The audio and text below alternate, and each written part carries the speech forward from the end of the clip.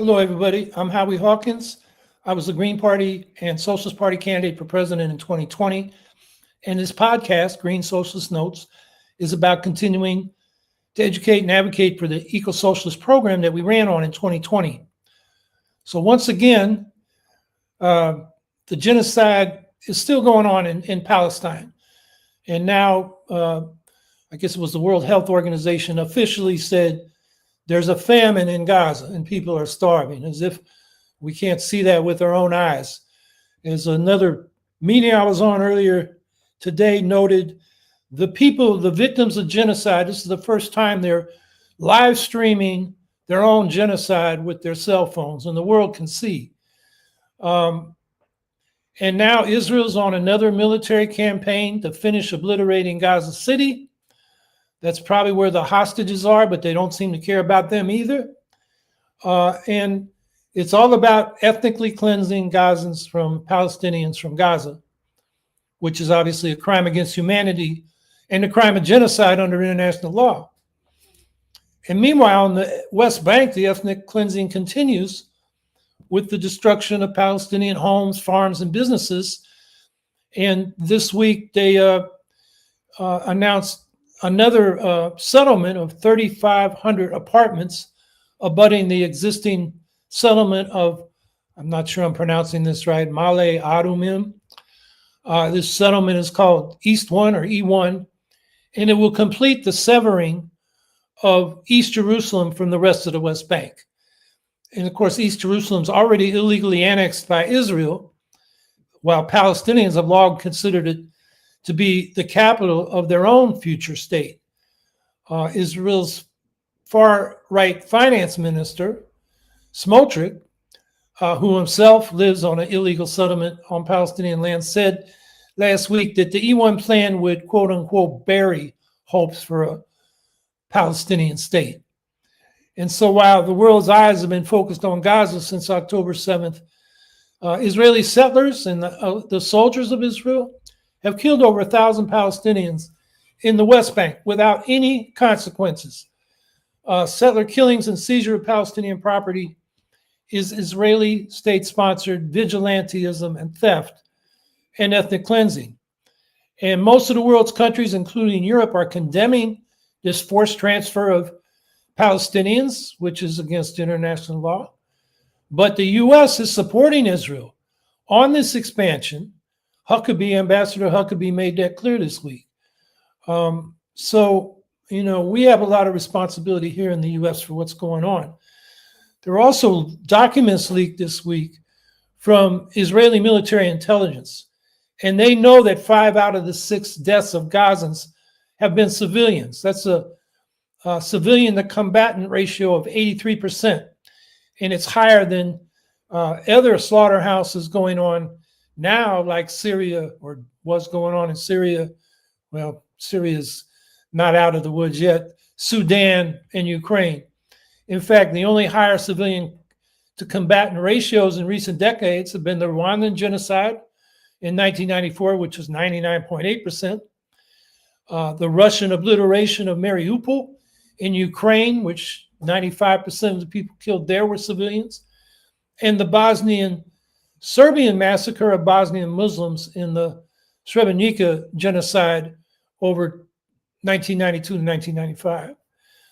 So this is, the ratio of civilians being killed is just inexcusable. It's not a war, it's a genocide. Now, I mentioned last week that Francesca Albanese, the UN Special Rapporteur on the occupied Palestinian territories, had called for armed intervention by the UN to stop the genocide in Gaza. And I do have some things that should be put in the chat. There's an article about the Israelis' intelligence data, and that should go up now. And then Protect Palestine, because I'm going to talk about that here now.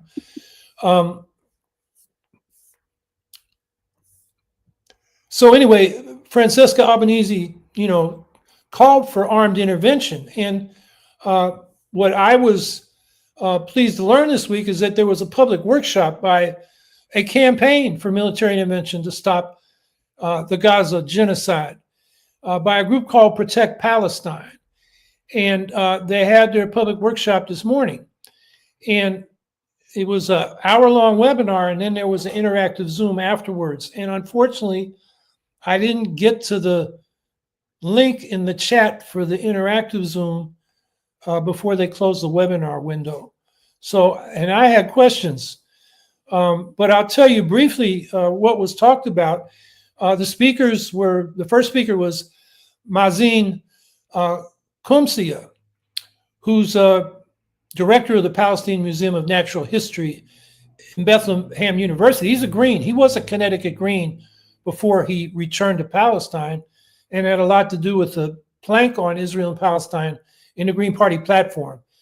And then Susan Abu Hawa, who is a scientist, author, and activist who supported Jill Stein's campaign.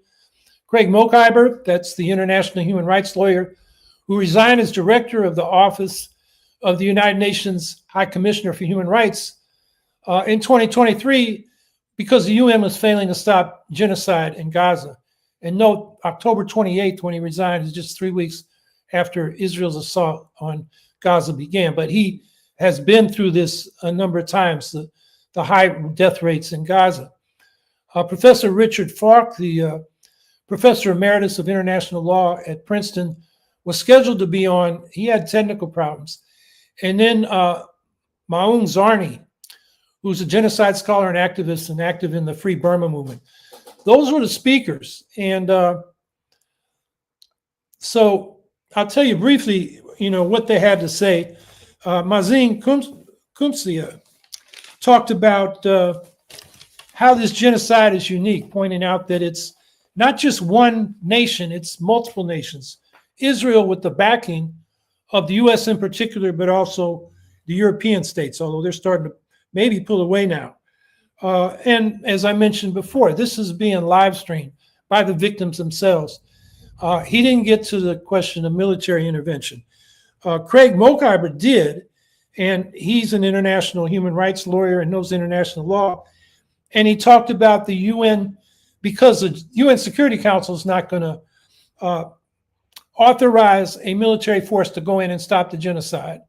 But the UN General Assembly could, through the provision for Uniting for Peace, which goes back, it was established in the late 40s and implemented in 1956 when Israel, France, and the UK invaded Egypt to get control of the Suez Canal. And France and Britain had vetoes on the Security Council.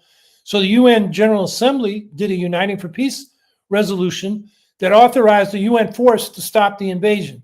It was backed by the US and the USSR together. And as soon as that happened, Israel, Britain, and France backed off and the invasion stopped. That's the only time this Uniting for Peace resolution has been used. But he described, it would take a 2/3 vote of the General Assembly, and then they would call for countries to volunteer for this force. So he outlined how it could work. My question is, what makes me skeptical of this is which countries are actually going to take on these nuclear armed fanatics in Israel with the backing of the U.S. That's a daunting military task. And militarily, how would you do it? The webinar didn't get into that. Maung Zarni, the Burmese democracy activist, he talked about cases where military intervention stopped genocide. He mentioned India intervening when East and West Pakistan, and West Pakistan is now Bangladesh, intervened to stop the slaughter in Bangladesh. That was 1971. And then he mentioned 1978, end of 78, early 79, when Vietnam invaded Cambodia and overthrew Pol Pot, who had killed a third of the Khmer people or Cambodians. And so those are the two examples he gave, showing that it could be done. And then Susan Abu Hawa, talked about the psychology of genocide and us being bystanders watching it. And it was I'm not going to go into the details, but it was a very sharp and sophisticated analysis. And, her basic point as far as the military thing goes, you can't negotiate with Israel. You got to force them to recognize the human rights of the Palestinians. So unfortunately, I didn't get my military questions asked. I didn't get in that interactive Zoom, but interactive Zoom meeting. So that's on the agenda. It's in the air. The Arab League resolution from May 2024 called for a peacekeeping and protection force to go in to Palestine to protect the Palestinians from the Israelis as part of a process toward a two-state solution. So the force would go in to protect the Palestinians until the two-state negotiations were culminated and begun to be implemented. And that call back in was May or March 2024 led to the conference they just had at the UN at the end of July, where France and Saudi Arabia co-sponsored or co-chaired on behalf of the Arab League and the European Union, developing this process toward a two-state solution, and including, the deployment of a peacekeeping and protection force to the region, to the Palestinians region, to protect them as the two-state solution is implemented. So this is something in the air. I still have my military questions. Who is going to take on Israel and the U.S. backing them? And what if they decided to militarily? How would you do it? They talk about a no-fly zone and opening up the shipping lanes to Gaza so people can get food and medical supplies and things like that. But militarily, given who they're facing, I'm skeptical, but I'm interested. So that's where I'll leave it for today on Palestine, except to say, as I've been saying, your members of the House and Senate are home right now. It's a good time to hound them about this bill. There are 4 bills in the House now to stop offensive weapons going to Israel. That's the least we can do. So you should be hounding your representatives and pushing them to support that policy. And then Ukraine, a lot of news on Ukraine. I guess since we met, Zelensky and the Europeans met with Trump on Monday. And we got a situation where Russia and its echoes in the West are repeating the Kremlin lie that the Ukrainians refused to negotiate with Russia before the full-scale invasion. And that's just not true. Ukraine has constantly tried to negotiate with Russia. And what ceasefires they were able to secure in those negotiations, I'm going back to 2014, have been invariably violated by the Russians. Dmitry Kuleba, when he was the foreign minister, noted in November 2023, Ukraine had met with the Russians more than 200 times around the Minsky agreements, and that led to 20 ceasefires, which the Russians broke, all of them. Zelensky gave to the U.S. envoy to Ukraine, Keith Kellogg, and to President Trump back in February before that meeting where Trump and Vance jumped on Zelensky, a list of 25 Russian violations, because there have been more since 2023 when Kuleba spoke, that the Russians have violated up to February of this year. And then United 24, which is a Ukrainian government public diplomacy media platform, published an updated list just recently. And I think I put that in the chat, maybe. I put the Kuleba thing. I didn't put the Media 24. Okay. There's 2 links that should go in the chat about, the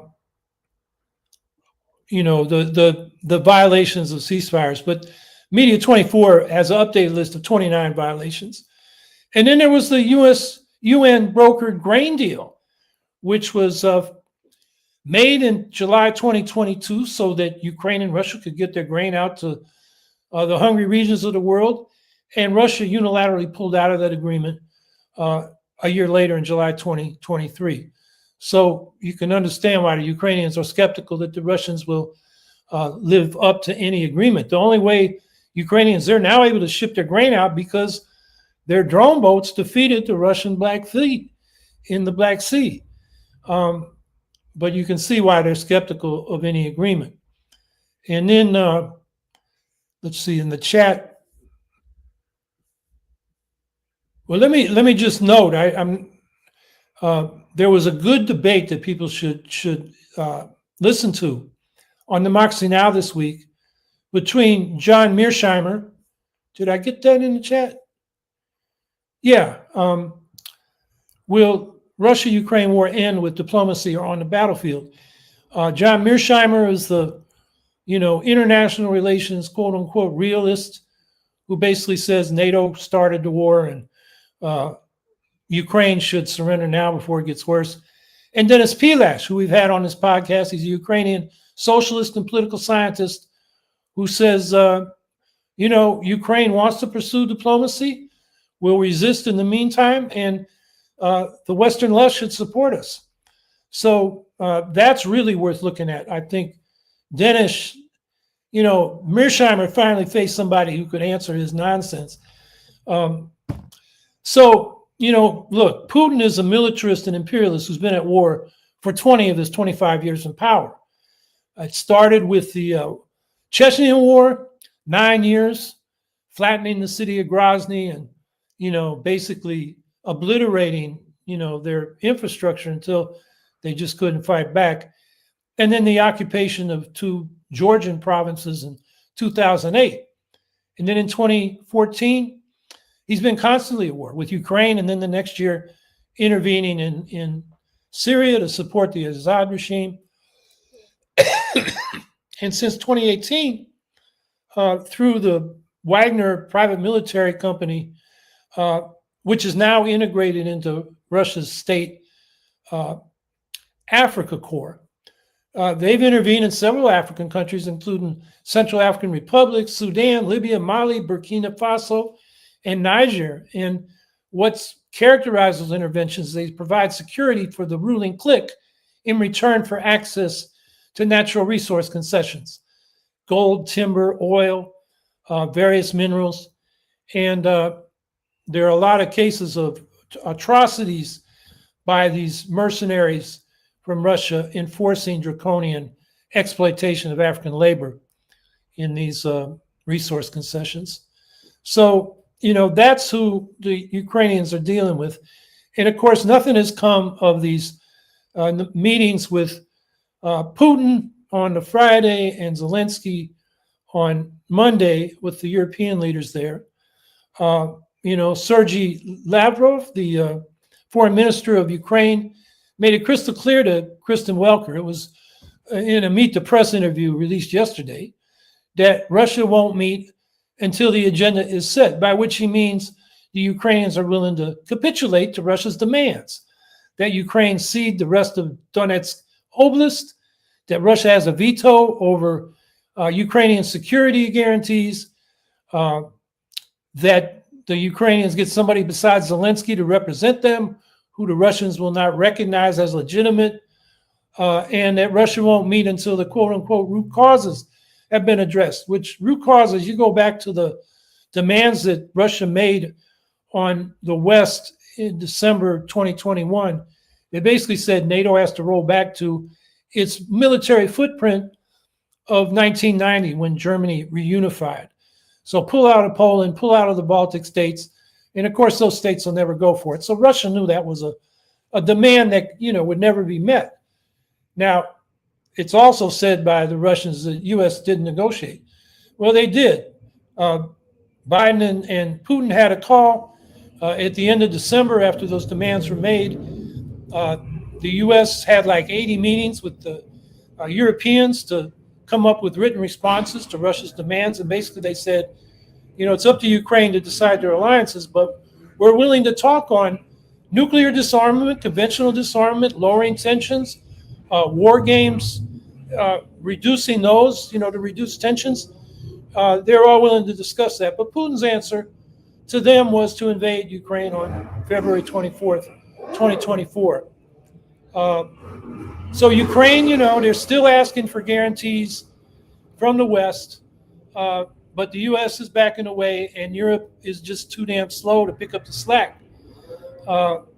And so Ukraine is beginning to conclude that the only security guarantee they can count on is their own military.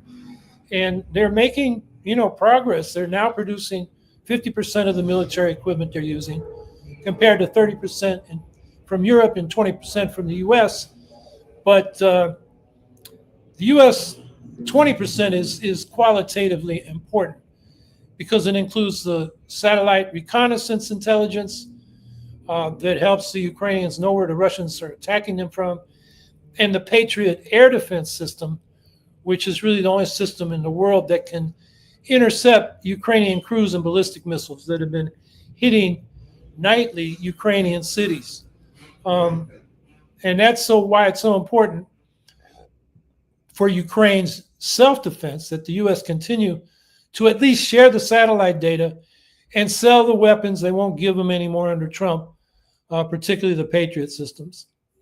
So, this war is going to go on. That's what Putin wants. Trump is kind of beside himself. He can't get Ukraine to agree to Russia's demands.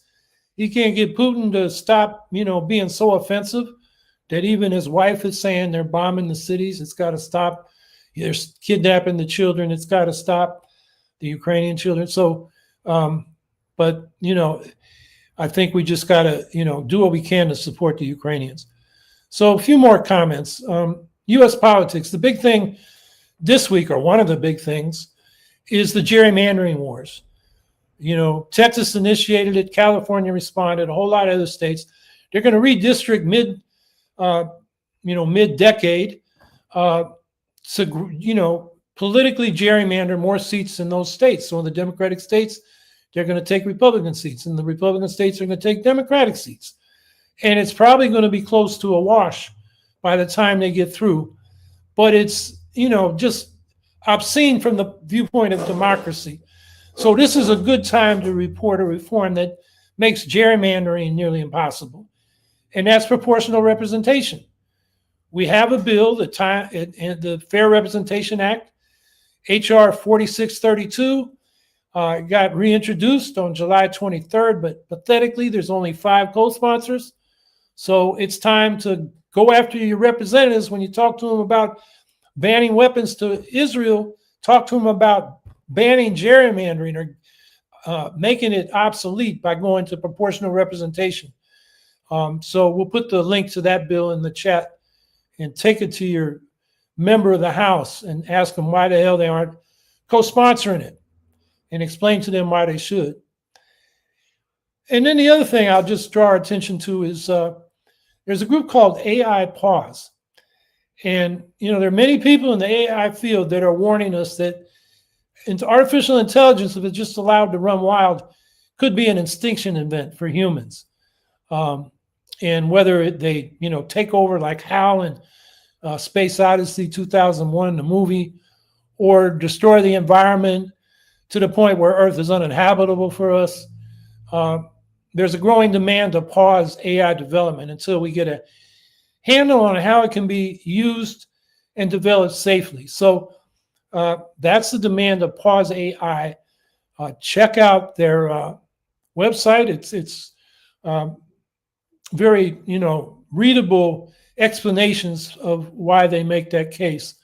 So take a look at that. And with that, looking forward to your comments and your questions.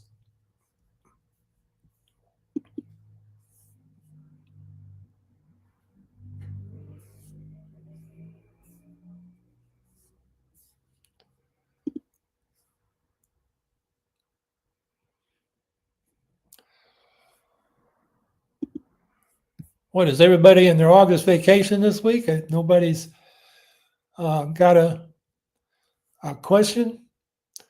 Sandy Prisbilak. That's pretty good for me. I don't speak Polish, but Tim Kennedy, CD26, who is Western New York, where Sandy's from, or Carol's from, there you go by Sandy, um, is APOC funded. Yeah, a lot of the people in Congress are. But you should still, make it, if you can't get him one on one, get him at a public event and make the public deal with the fact that he's not doing what he can to stop a genocide. So I think we should talk to all these people, no matter who they are, and at least make it a public issue. And we want to get those bills voted on. So in the next session or in the next election, we've got these people on the record. So we can run a green against Tim Kennedy, who is, anti-genocide, and make that an issue for Tim Kennedy.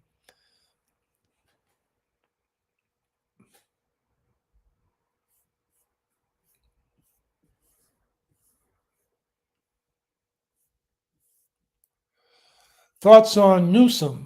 I assume Newsom of California is who you're talking about. I'm not following closely, but look, he's the guy that beat the Green candidate, Gonzalez. What's his first name? Actually, I was just at a discussion of this book that I put out in 2006 about the 2004 debate in the Green Party about independent politics. And he was Ralph Nader's running mate in 2008. And Matt Gonzalez. Matt Gonzalez almost became the mayor of San Francisco. His opponent was Gavin Newsom. And I think it was a runoff election because it was just him and Newsom. And of course, the Republicans lined up with the Democrats to defeat our guy Gonzalez. And Newsom comes from a real estate family. He represents, what's bad about local politics, and that the real estate industry runs it in the interest of the landlords and the developers. And Matt won on election day. He was ahead when the count off the machines was made. But then when they counted the paper ballots, somehow Newsom made up the difference, and it was a substantial difference.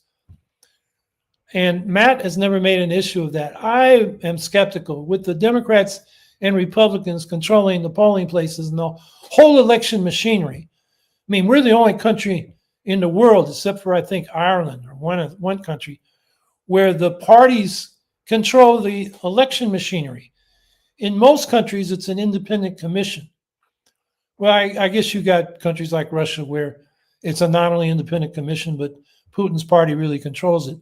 But, like Canada, they have an independent commission, so the parties can't control the vote counting.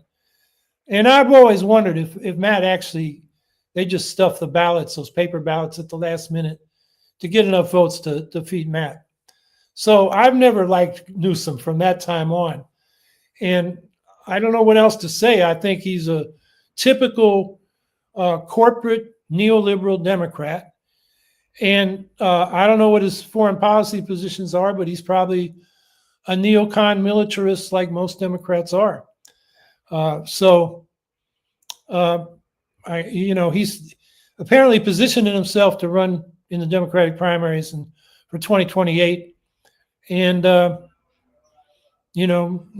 that's why we need a green opponent. Not that we can compete at that level with all the money and the media bias and the ballot access problems, but Greens in states that can get on the ballot want to be able to vote for a Green. They don't want to have to choose between Newsom and some neo-fascist Republicans. When the choice between neoliberal Democrats and neo-fascist Republicans, you can argue the neoliberals are the lesser evil, but they're so evil that we can't live under them because, they're destroying our livelihoods and our, economic security, getting us in wars we don't need to be in, and continuing the nuclear arms race, doing nothing about the climate crisis. I mean, they're not a solution. We need real solutions.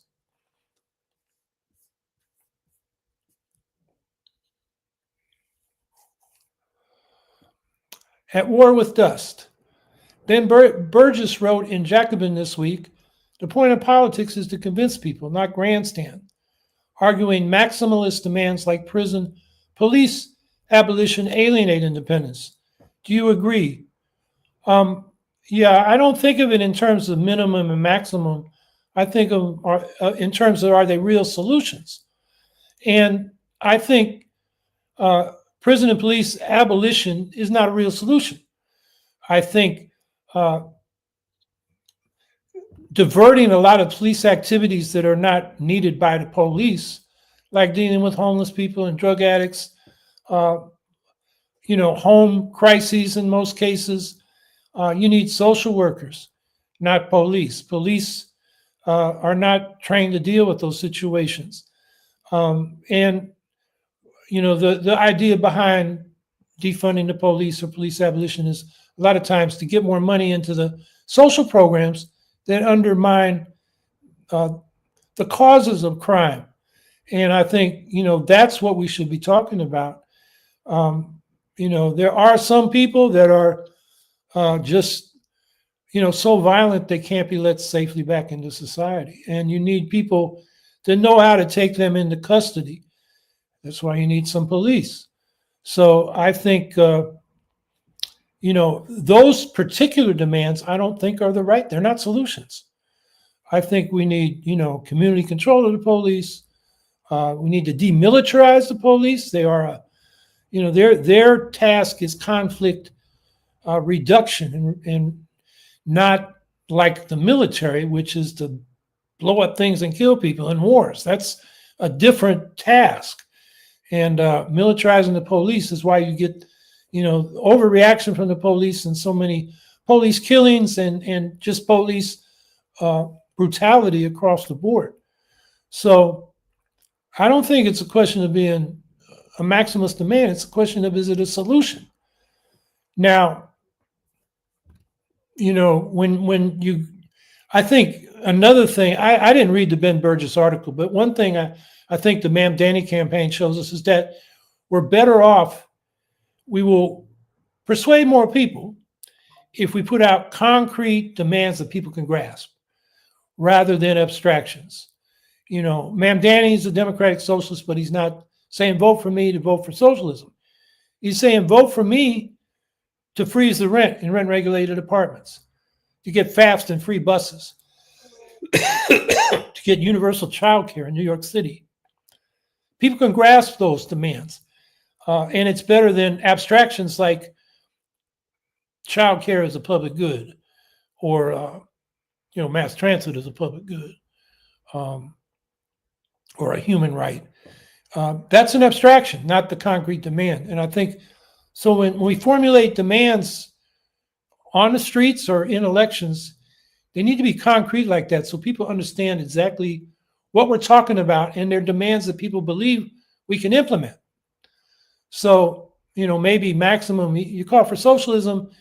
Yeah, we want that, but that's not something you vote for in one fell swoop. You vote for socialistic demands that begin to socialize the economy and public policy and show people that these kind of solutions work. And, that brings up another question is, are the capitalists going to let us do that?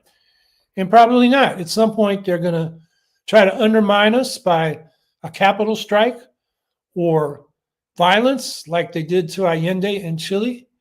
And so, we may have to respond with direct action to their extra parliamentary direct action. But that's another question.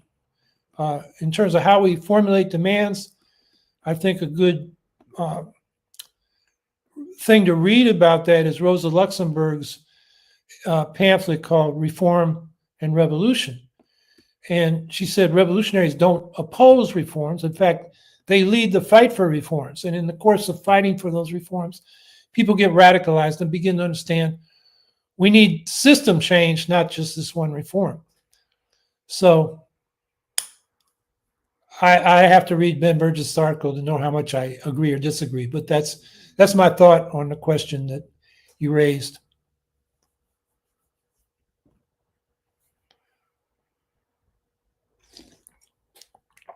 Charles Keener, Republicans have far more options for redrawing districts than Dems. It will not be a wash. This was explained yesterday on Democracy Now! Okay, take a look at that. I think I've seen some tweets by Nina Turner saying, yeah, the Republicans will get more out of this than the Democrats. But then the question is, what do the Democrats do? If they don't redraw and the Republicans do, then it's going to be worse for the Democrats. Which, with a Democratic House, the Trumpies are not going to be able to pass legislation. Although, on the other hand, they're not so interested in passing legislation. The one big, beautiful bill that got their tax cuts and budget priorities is really all they wanted.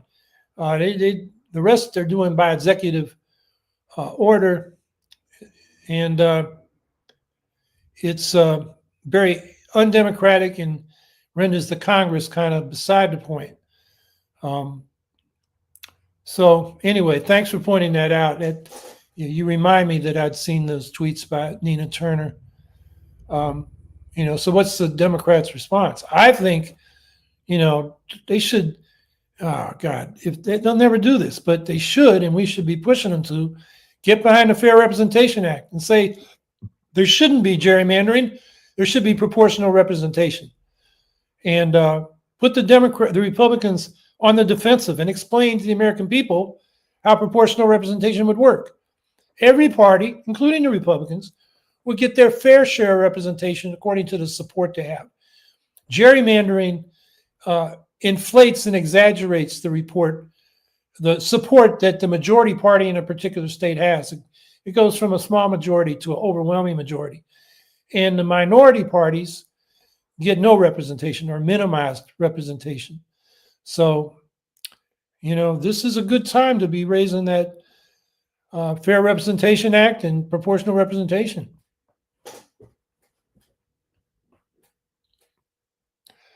At war with dust.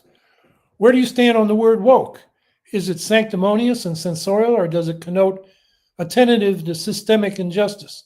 Seems like oversensitivity is a lesser offense than cruelty. Yeah, I would agree with that. I mean, this came out of the Black community. It was, the woke people understand where the racism is coming from. And, it kind of got expanded out, particularly by the right, to everybody who has a concern for people who are discriminated against. If you're woke, you're opposed to that. And then the people that are against woke saying, stop bothering me about this discrimination and, racism, homophobia, and things like that. So I try to stay away from that kind of silly debate and just, talk more concretely about what needs to be done. But, woke was weaponized by the right. And I don't think we should take their bait. They call you woke, and we say, I'm for equal rights, equal treatment, equal opportunity. What are you for? Are you against that? Does that mean you're anti-woke? I think we got to try to turn the conversation against them, and certainly not, just a retreat because they're weaponizing a word called woke.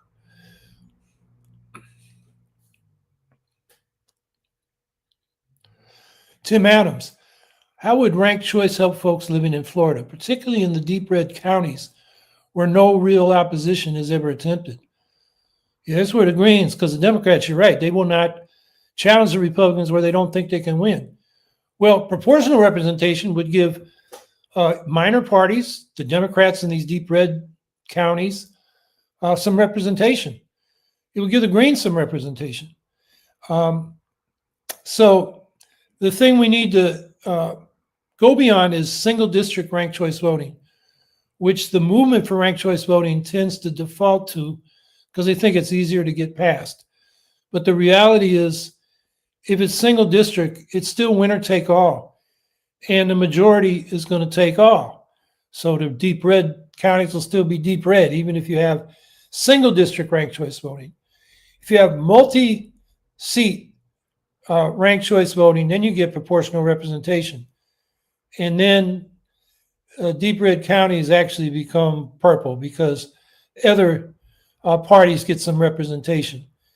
and the debate continues in government and not just in the streets or on the public platforms. So I think that's how it would help folks. We proportional ranked choice voting. The problem you got now in Florida is I think they passed a state law against ranked choice voting. So you got to deal with that. DeSantis got that passed. And some of the cities and maybe counties in Florida have adopted it in principle, but they can't implement it because of state law.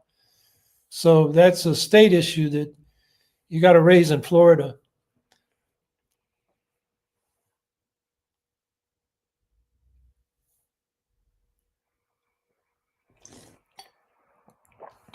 The Green Party is in 90 plus countries.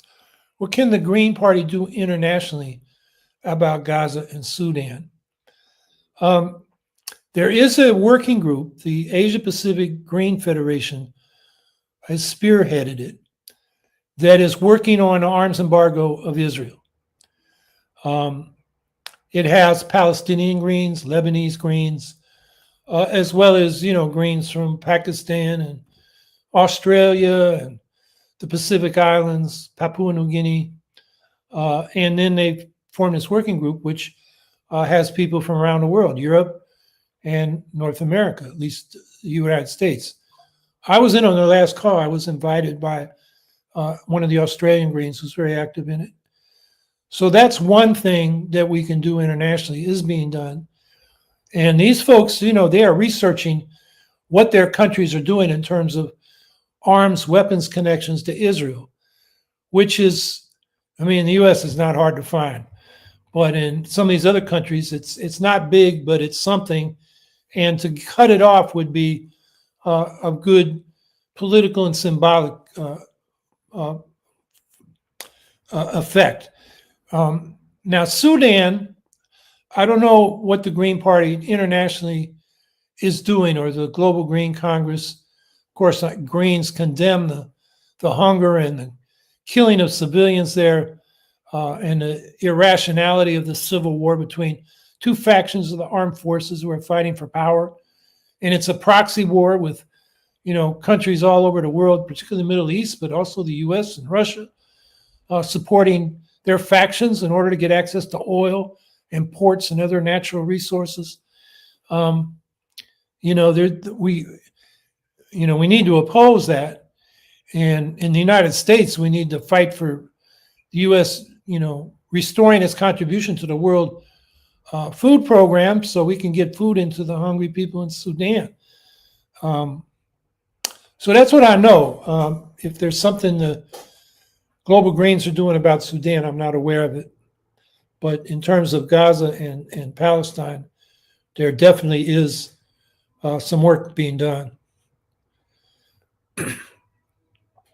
And of course, a lot of the Green parties in Europe, one of the things that struck me when I was in Europe is how much the Palestine issue, how important it was to most of the Green parties and how they were unique in their solidarity with Palestine.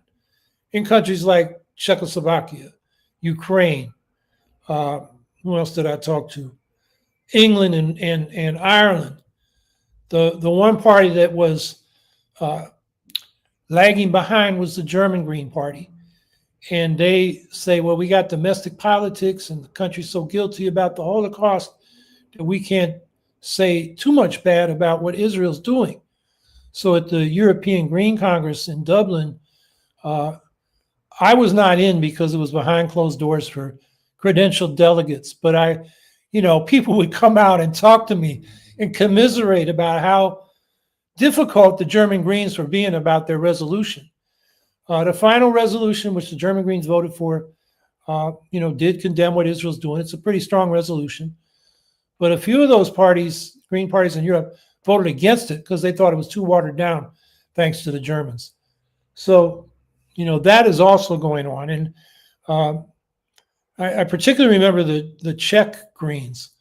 They were saying, they're really getting hammered because they're in solidarity with Palestine. And Czechoslovakia, like Germany, the mainstream parties are very pro-Israel. And that's partly because of guilt over the Holocaust. and not looking at the current situation in its concrete terms.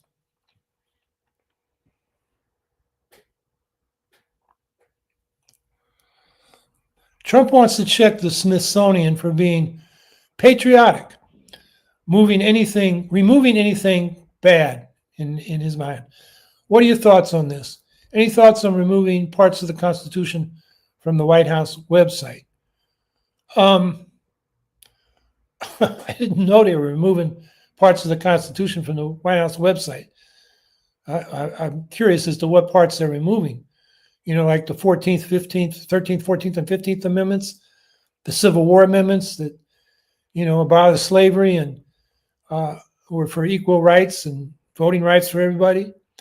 Yeah, the rewriting the Smithsonian, this is something actually Susan Abel-Hawa talked about on that Protect Palestine thing, where she talked about, she went into 5, 6 forms of the psychology of genocide. And one of them she talked about was gaslighting.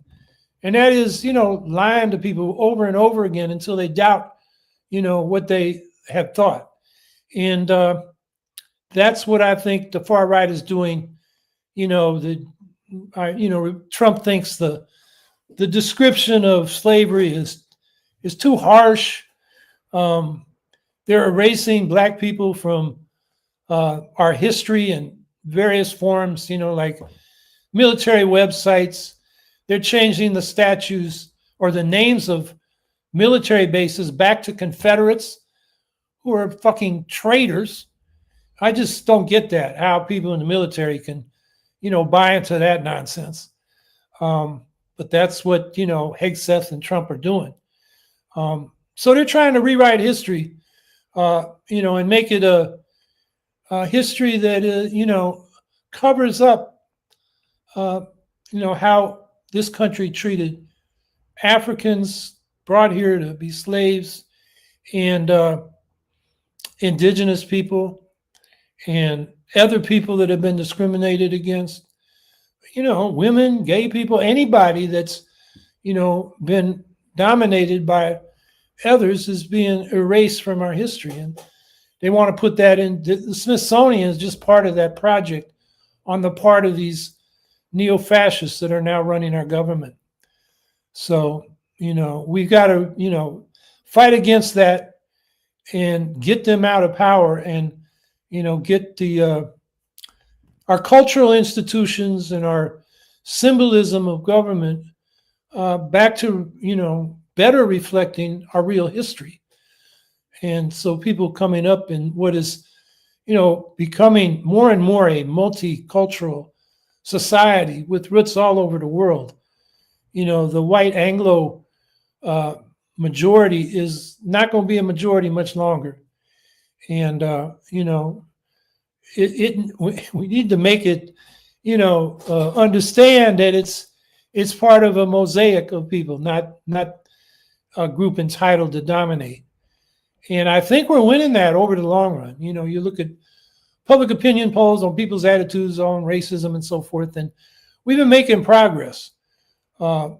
Also with gay rights and women's rights, but there's still a hardcore of reactionaries who are at the core of MAGA, and between them and those people that voted Republican to get tax cuts and don't care so much for the racial bullshit, but they're not that upset by it either.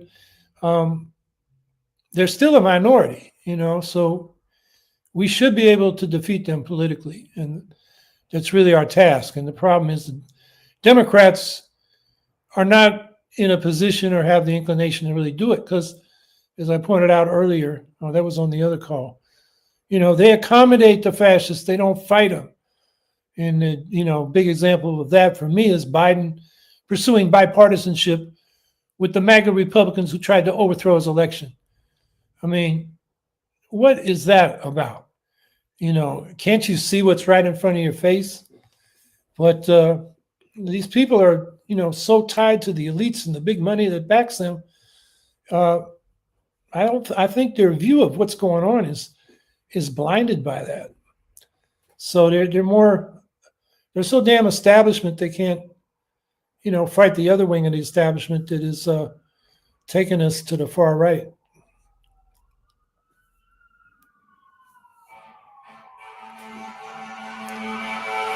Vicky Corden, PragerU is being used in schools instead of PBS. Children will be fed ignorance and propaganda. Your thoughts? Yeah, that's another example of what I was talking about with, the Smithsonian question. They are, the right, far right is taking control of our, cultural apparatus, how ideas are propagated, what gets covered, what doesn't. So yeah, it is. It's an effort to control, the hearts and minds of the American people. I don't think they're going to succeed because it is so, biased toward white Anglos that a lot of people are going to say this doesn't make sense from my point of view. So that debate will go on, and I think in the long run we're going to defeat this ignorance. But right now it's a real problem, and you also cannot underestimate the power of propaganda. If you, particularly from a young age, are fed the same thing over and over again, and as a child you want approval by the authorities you're relating to, parents, teachers, coaches, police, you're going to be inclined to accept the propaganda as the real truth, not be a critical thinker, particularly, when you're younger. So this is a real problem. And we got to fight them tooth and nail on this, and open up, the curriculums and the cultural presentations that are sponsored by the government to all aspects of the American experience, all people in the American experience, and not let them erase, more than half of the people of America.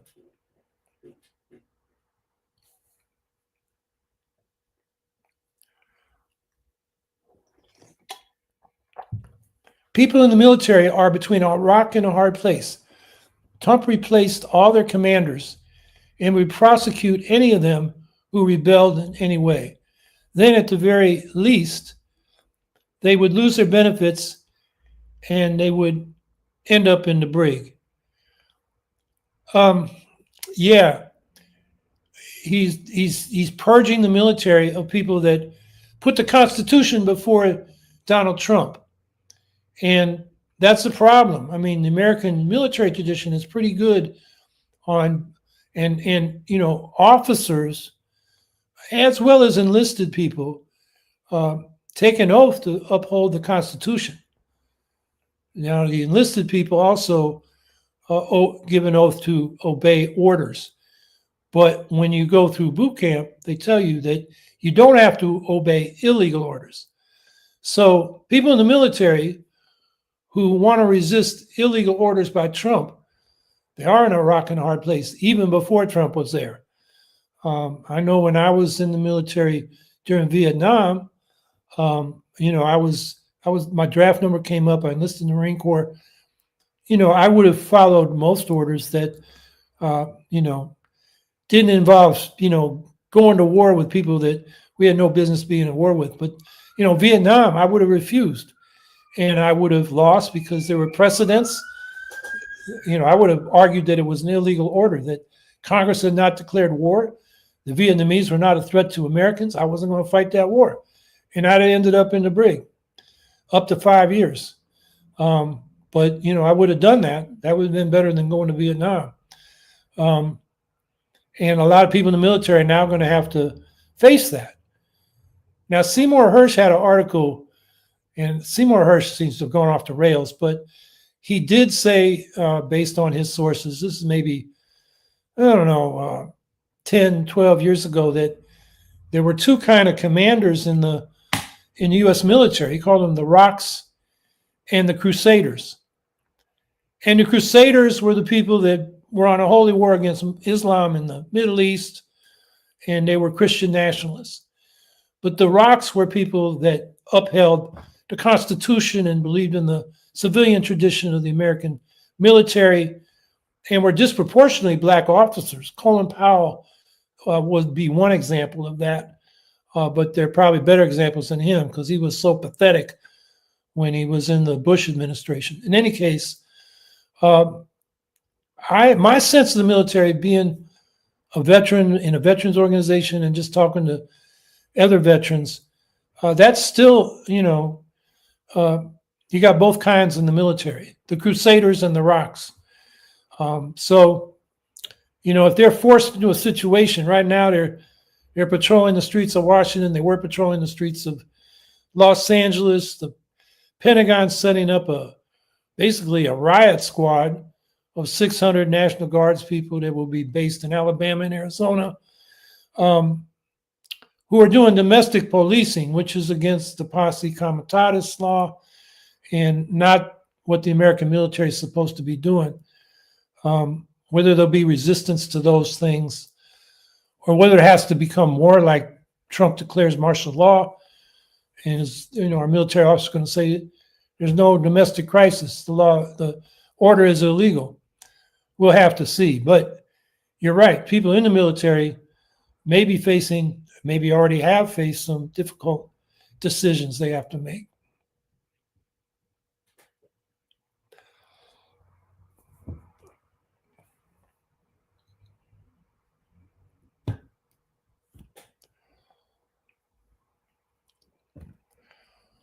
Okay, I guess we got through all the questions, and it's been about an hour. Please check out those links, particularly the debate between John Mearsheimer and Dennis Pilash about Ukraine, and look at Protect Palestine website and look at the Pause AI websites and see what you think. And I'll be back here next week, same time. Don't have a guest scheduled. We'll just have questions and comments and discuss current events. Although I may have a guest, we'll see, but probably not. In any case, everybody have a good week. Stay active. It makes a difference.